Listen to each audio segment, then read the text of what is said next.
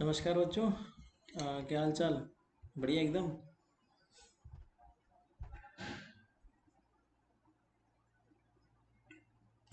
Okay, तो हम फटाफट शुरू करते हैं आज का लेक्चर। लास्ट लेक्चर में हम लोगों ने सोलेनॉइड के बारे में चर्चा की थी कि सोलेनॉइड क्या होता है और अलग अलग प्रकार से उसके मैग्नेटिक फील्ड कैसे निकालते हैं। आज इसके कुछ क्वेश्चंस करेंगे और सोलेनॉइड को फिनिश करेंगे।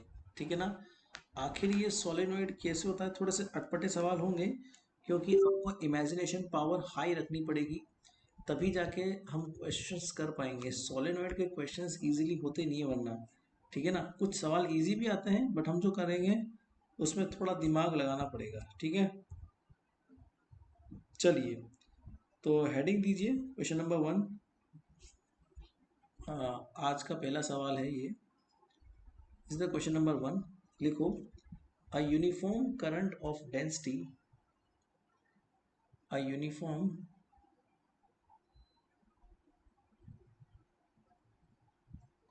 Current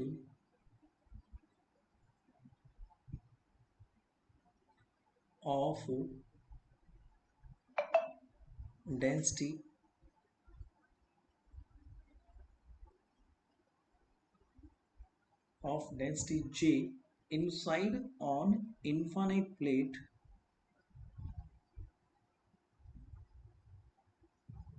inside on infinite plate of thickness 2D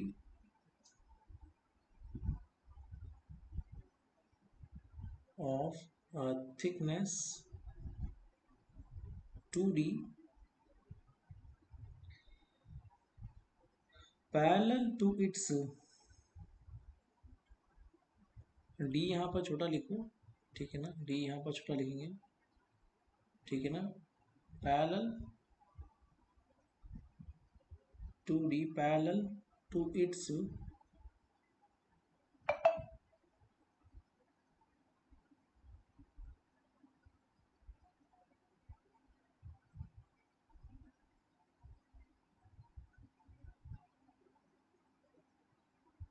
parallel to its find the magnetic field produced by find the magnetic field produced by find the magnetic field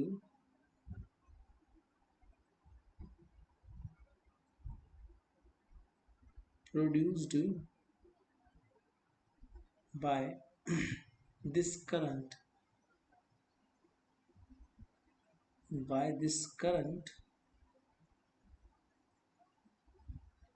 as function of the distance x, as function of the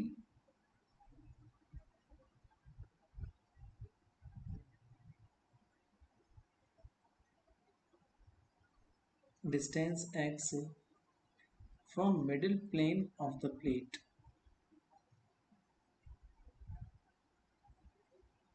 from middle plane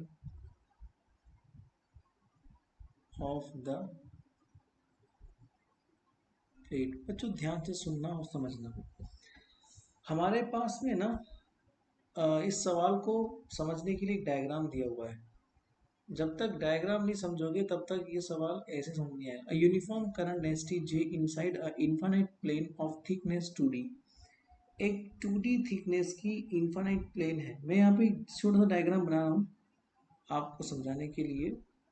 I hope आपको समझ में आ जाए वो सब diagram.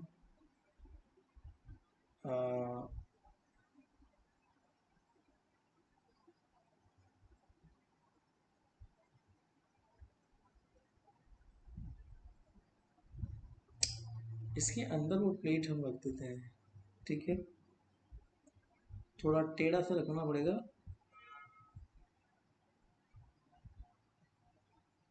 ठीक है, हाँ ये है वो प्लेन। है ना। ठीक है, इसकी जो थिकनेस है वो कितनी है, 2D है। मतलब कहने का ये है कि यहाँ से यहाँ तक की विड्थ जो है, या इसके अंदर का जो एरिया है वो कितना है, ये वाला एरिया जो है वो कितना है, 2D है। ठीक है ना।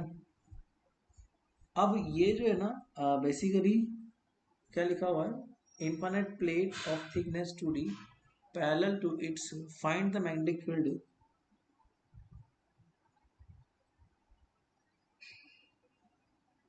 अच्छा, मैंने यहाँ पे फ्लोज नहीं लिखा, जे फ्लोज इनसाइड है, flows inside on infinite plate of thickness 2D।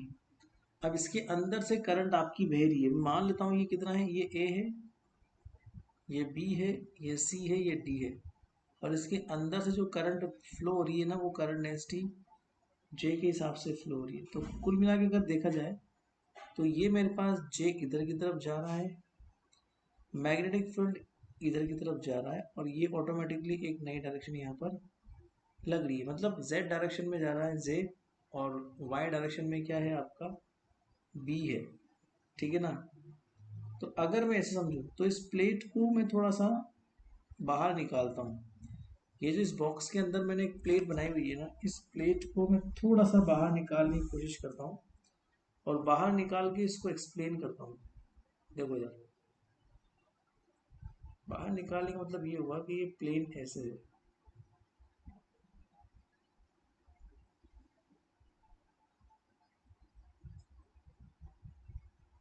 ठीक है।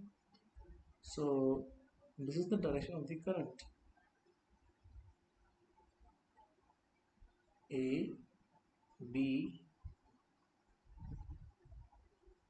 सी और डी। ये वाई है, ये एक्स है, अगर मैं इस प्लेट के संदर्भ में मानूं तो। ठीक है, अदरवाइज ये प्लेट रखी तो ऐसा है, आपको दिखाने के लिए मैंने ऐसे बना दी, वरना ये ऐसे रखी हुई है जैसा कि ये येलो कलर के डायग्राम में है। मतलब कहने का ये है कि इस प्लेट का स्ट्रक्चर ऐसा है, वो दिखाने के लिए आपको खड़ी बना रखी है, वो बात अलग है। यहाँ पर जे है, ऊपर की तरफ जे फ्लो हो रहा है, ठीक है। और अब मैं अगर मानूं कि ये प्लेट इस वाइट कलर की प्लेट के अंदर रखी हुई है, तो ये स्ट्रक्चर को समझाने के लिए थोड़ा सा इसको खड़ा करता हूँ। आड़ा है ना ये, तो इस आड़े डायग्राम को खड़ा करता हूँ मेन, ठीक है ना। तो ये बड़ी प्लेट है, इस बड़ी प्लेट के अंदर कंप्लीटली छोटी प्लेट रखी हुई है। मान लो ये बड़ी प्लेट है और इसके अंदर छोटी प्लेट रखी हुई है, ऐसा मान लेते हैं। ये उसकी खुद की एक्सिस है,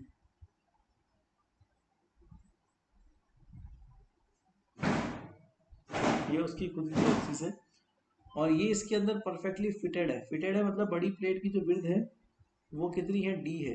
डी इन द सेंस ये है कि यहाँ से यहाँ तक का विड्थ भी डी है, और यहाँ से यहाँ तक का विड्थ भी कितना है, डी है, तब जाके 2D कंप्लीट हो पाएगा। और ये हमारे पास में इसके अंदर रखी हुई ए बी सी और डी प्लेट, ठीक है ना। मैं मान लेता हूँ कि इसके अंदर जो ए बी सी डी रखी हुई है ना, मैं मन से मान रहा हूँ कि ये एक्स डिस्टेंस पर है, यहाँ पर भी एक्स डिस्टेंस है, और यहाँ पर भी कितनी है, एक्स डिस्टेंस हम लोग अपने मन से मान लेते हैं। और जो करंट है वो इसके पैरेलली मतलब ऊपर की ओर फ्लो हो रही है। अब अगर प्लेट ऐसे रखी हुई है तो करंट को मैं ऐसे बना सकता हूँ, बट अगर मैंने प्लेट को ऐसे शो कर दिया तो करंट ऐसे शो होगी, है ना। और ऐसे शो करने के लिए मुझे डॉट लगाना पड़ेगा, कुछ नहीं है, बस देखने का तरीका है। ये रखी यूं है तो करंट ऐसे है, अगर मैंने दिखाने के लिए आपको ऐसे बना के दिखा दिया प्लेट को तो करंट ऐसे फ्लो हो जाएगी। तो ऐसे फ्लो करने के लिए मैं ना एक अलग कलर से यहाँ पे जे लिख देता हूँ, करंट डेंसिटी। तो ये शो हो जाएगा करंट डेंसिटी इस तरफ से, तो ये 2D हमारे पास में आ जाएगा,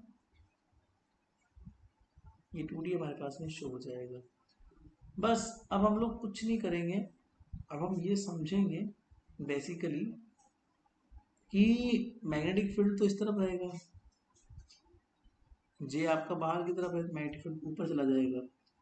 तो अब इसके चार हिस्से हो जाएंगे इस एम्पियर्स लॉ की वजह से। तो इसके चार हिस्से कौन कौन से हो जाएंगे, ध्यान देना। चार हिस्से कौन कौन से हो जाएंगे, number one,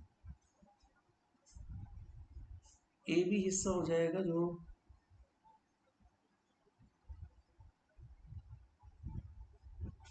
P dot D L के हिसाब से होगा। फिर बी सी हिस्सा होगा जो बी डॉट डी एल के लिए होगा। फिर सी डी हिस्सा होगा जो फिर से बी डॉट डी एल के लिए होगा। और फिर डी ए हिस्सा होगा। ये एम्पियर लॉ की वजह से ये जो एक बंद पथ था, पूरा मैग्नेटिक फील्ड का जो लाइन इंटीग्रल है वो मैंने म्यू नॉट आई के बराबर रख दिया। अब यहाँ पर बी और डी एल के बीच का जो एंगल है वो कितना है, 0 डिग्री है। उसका कारण क्या है, उसका कारण ये है कि ऊपर की तरफ ही आपका बी है और ए और बी लाइन भी ऊपर की ओर ही जा रही है, इसी वजह से थीटा एंगल 0 हो जाएगा। यहाँ पर थीटा की वैल्यू 90 डिग्री हो जाएगी, बिकॉज ऊपर की तरफ आपका मैग्नेटिक फील्ड है और बीसी लाइन एक्स एक्सिस में जा रही है इस तरफ। बस बाकी तो आप समझ जाओगे। यहाँ पर थीटा बराबर 0 डिग्री हो जाएगा और यहाँ पर भी थीटा बराबर क्या हो जाएगा, 90 डिग्री। तो केवल दो जगह है जो है 0 डिग्री वाली, वो जिंदा बचेगी, बाकी 90 डिग्री वाली मर जाएगी। और आई बराबर क्या हो जाएगा, म्यू आई बराबर जे डॉट डी होता है, क्योंकि जे बराबर डी आई अपॉन डी होता है। तो उस हिसाब से अगर हम लोग देखें तो दो बचेगी ना। तो 2 मल्टीप्लाई विद द बी और ये हो जाएगी D L is equal to mu not I. ठीक है ना। आई को मैंने बोला जे डॉट डी ए लिख सकते हैं, तो मैं इसको लिख सकता हूँ mu naught integration of J dot D A, बहुत आराम से। ठीक है।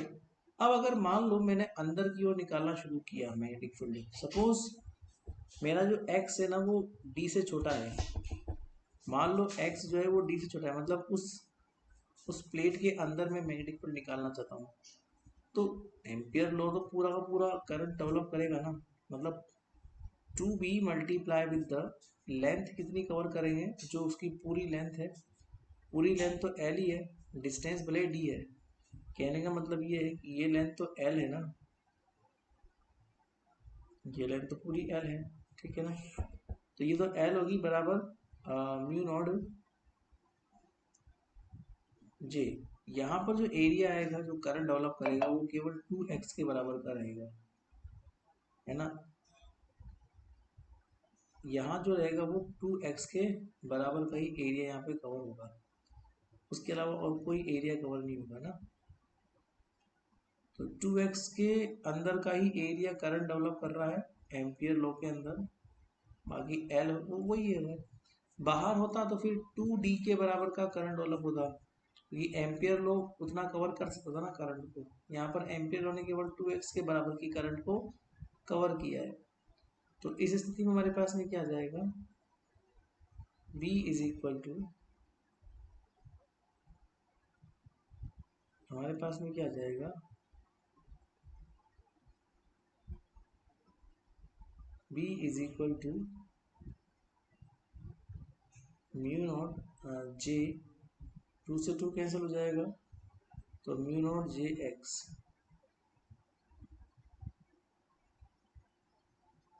दैट्स इट, बस सिंपल सी बात है, म्यू नॉट जे एक्स।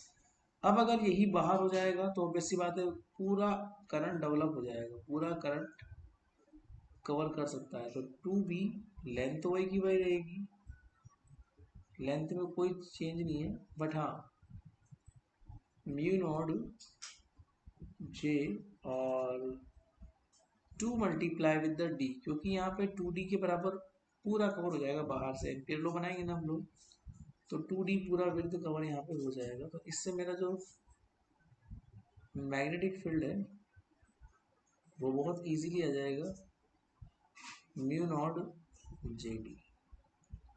तो अंदर और बाहर दोनों और मैग्नेटिक फील्ड आप इजीली निकाल सकते हो, ठीक है ना। अंदर और बाहर दोनों और निकाल सकते हो, और ये हमेशा आई कैप डायरेक्शन में रहेगा, उसमें कोई शक वाली बात नहीं है, ठीक है। तो अगला सवाल करें।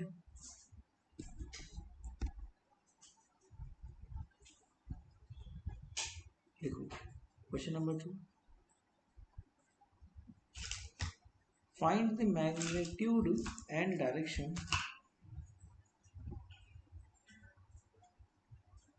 Find the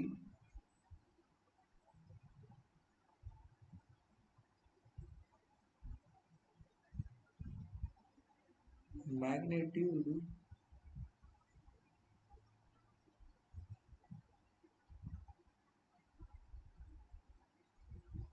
and direction of the magnetic field B, of the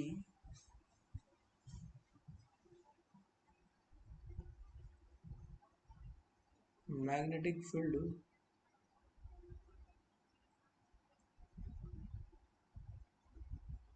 B of अब इसमें दो तीन सवाल है। ऑफ एन इनफाइनाइट प्लेन, इसमें पहला है of N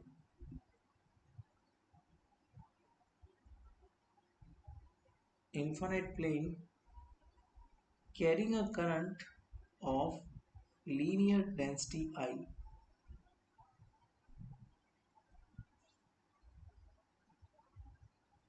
carrying a current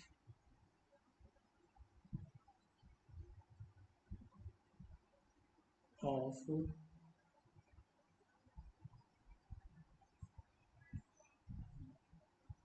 linear density I, the J vector is the same at all point, the J vector is same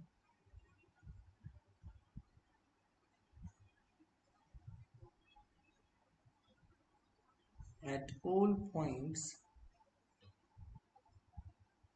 of the plane,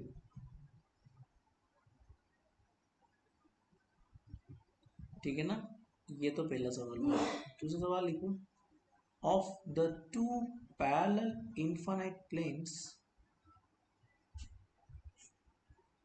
of the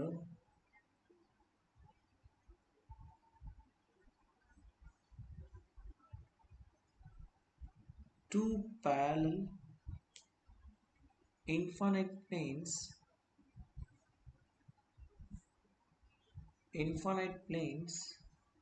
carrying current of linear density, carrying current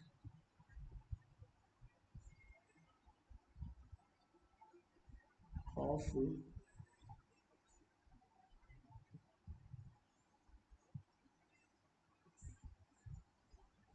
linear density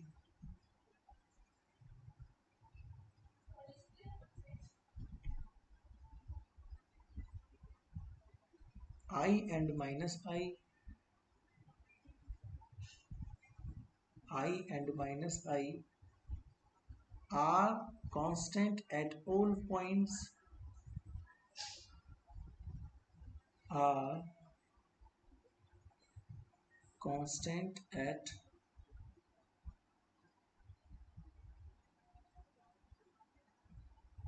all points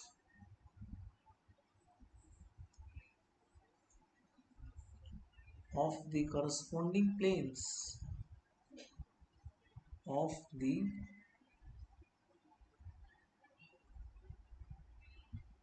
corresponding planes. देखो सवाल आसान है, बस समझना है। अगर आपने इसको समझा तो ये करना कोई कठिन काम नहीं। देखो ये कह रहा है find magnetic and direction of the magnetic field B. दो आपके पास केसेस है, of an infinite plane carrying a current of linear density I, एक लीनियर डेंसिटी आई है और जे है जो सभी पॉइंट पर नॉर्मल है। तो अगर मैं इसका एक डायग्राम बनाऊं, नॉर्मल ऐसे खड़ा हुआ डायग्राम क्रिएट करता हूँ फिर तो मैं,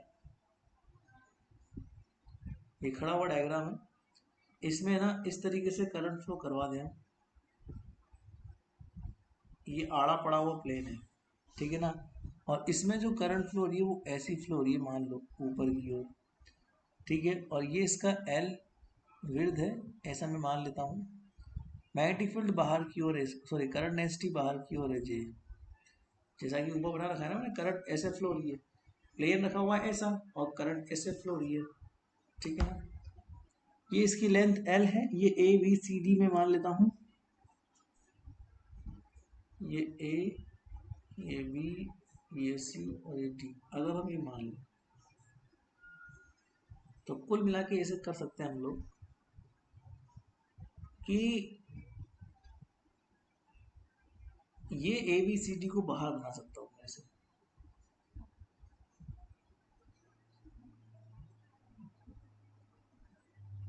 क्योंकि ये मैंने एक तरह से रेप्लिका बनाया है उसका ए बी सी डी, जो उसके अंदर प्लेन है इनफाइनाइट।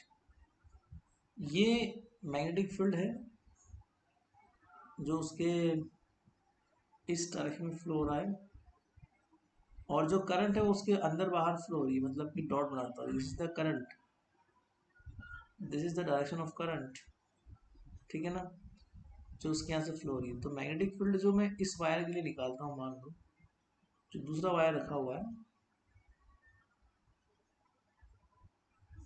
ठीक है, तो हम ये जानते हैं basically right hand thumb rule से, तो बी जो होगा उसका म्यू नॉट आई अपॉन 2 होगा, ठीक है, इस तरफ अगर निकालेंगे नीचे की ओर, और अगर इस ओर निकालेंगे तो बी कितना हो जाएगा, म्यू नॉट आई अपॉन 2। ये हुआ कैसे, इसका करना पड़ेगा थोड़ा सा डेरिवेशन, क्योंकि इसमें चार हमारे हिस्से ए बी सी डी, इसके कितने हिस्से, चार। चलो एक बार सॉल्व करके देखते हैं, समझ में नहीं आएगा इसे। तो पहले वाले केस में क्या है, हम लोग इसमें चार पार्ट में इसको स्प्लिट करते हैं, वही ए बी हमेशा की तरह, B dot D L plus B सी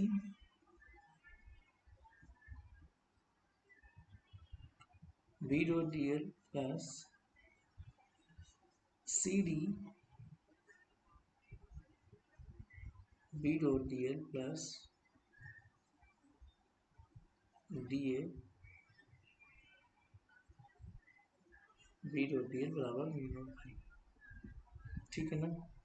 तो आप इधर देखो कि आई कितना इनक्लोज्ड है, उसके लिए ए बी का हिस्सा देखो, ए बी जो है ना वहीं जा रहा है जहाँ मैग्नेटिक फील्ड है, पिछली बार की तरह, तो थीटा बराबर 0 डिग्री होगा, इसके लिए थीटा 90 डिग्री होगा, इसके लिए थीटा 0 डिग्री होगा, और इसके लिए थीटा 90 डिग्री होगा। तो इस अकॉर्डिंगली अगर देखा जाए तो B dot D L twice करके आ जाएगा बराबर mu not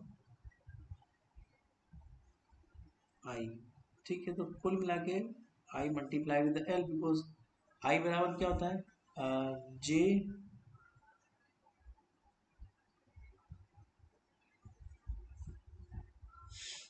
mu naught I mu not J,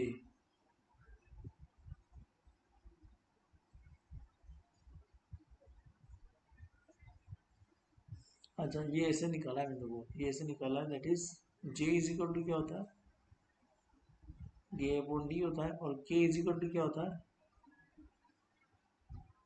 D upon D L perpendicular, ठीक है। तो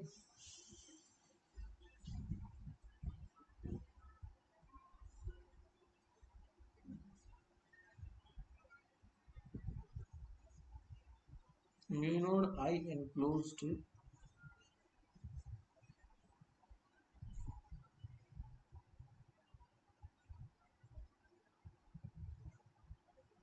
हाँ ठीक है, so this is the magnetic field in the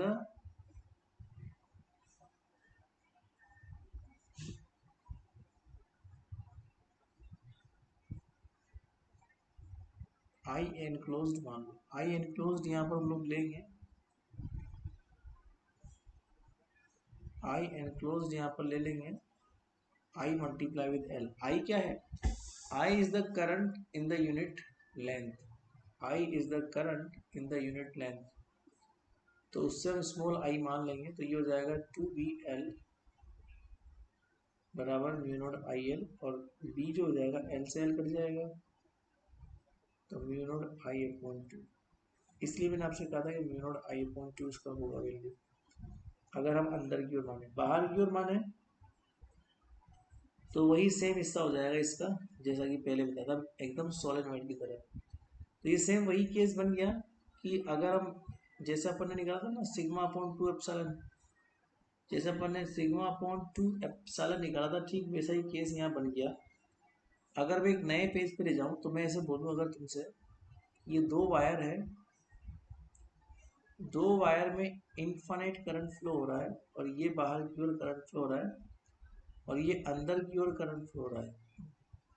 अगर बाहर अंदर अगर आप मानो, ठीक है, तो इधर की तरफ अगर मान लो हम जाने, इसको इधर की तरफ मान लेते हैं, तो इसका जो B1 होगा वो हो जाएगा mu node I upon 2 which is in the upside, and दूसरे वायर की वजह से कितना हो जाएगा mu node I upon 2 which is also in the upside. यहाँ पर पहले वायर की वजह से ये राइट साइड में है, इसलिए म्यू नोड आई अपॉन 2 अपसाइड, और दूसरे वायर की वजह से ये लेफ्ट साइड में है, इसलिए तो जिसके भी राइट साइड में ना, तो म्यू नॉट आई अपॉन 2 नीचे की तरफ तो कट जाएगा, ये जुड़ेगा। और यहाँ पहले वायर के लेफ्ट साइड में, इसलिए म्यू नॉट आई अपॉन 2 नीचे की ओर, और यहाँ पर ये रहेगा म्यू नॉट आई अपॉन 2 ऊपर की ओर, तो ये भी कैंसिल हो जाएगा, ये जुड़ जाएगा दोनों। तो ये बन गया एक तरह का solenoid which is the resultant magnetic field mu not I in the unit length. तो ये किस फॉर्म में बन जाएगा? यूनिट लेंथ की टर्म्स में बन जाएगा। तो इस तरह की अजीबोगरीब सवाल तुम्हारे सोलेनॉइड वाले चैप्टर में से आते हैं। बट ठीक है, सोलेनॉइड का सवाल अगर आता है तो ठीक है, आपको बस एम्पियर्स लॉ लगाना है। एम्पियर्स लॉ अगर आप लगा पाते हो तो टू गुड, नहीं तो फिर आपको कोई सीधा फॉर्मूला ही याद रखना पड़ेगा, जो क्या बोलते हैं, सोलेनॉइड को लगा पाए, मतलब सीधा फॉर्मूला जो सोलेनॉइड का हो, जो मैंने कल लिखाए थे आपको लास्ट लेक्चर के अंदर। तो इसके बाद हम लोग अब अगली क्लास में पढ़ेंगे मैग्नेटिक मूवमेंट के बारे में, ठीक है ना। जैसा कि मैंने आपको वादा किया था कि 60 लेक्चर्स के अंदर अंदर हम लोग पढ़ लेंगे, और जहाँ तक मुझे लग रहा है कि हमारी स्पीड ठीक ठीक है, तो जल्दी ही हमारा काम हो जाएगा। पर 60 लेक्चर्स तो मैं लेके रहूँगा मैग्नेटोस्टेट कंप्लीट करने के लिए, ठीक है ना। 60 लेक्चर में आपका हो जाएगा मैग्नेटोस्टेट, ये लेक्चर नंबर 51 था। इसके बाद 9 लेक्चर्स और होंगे, और 9 लेक्चर्स के अंदर अंदर आपका मैग्नेटोस्टेट खत्म। ठीक है बच्चों, thank you so much, bye bye.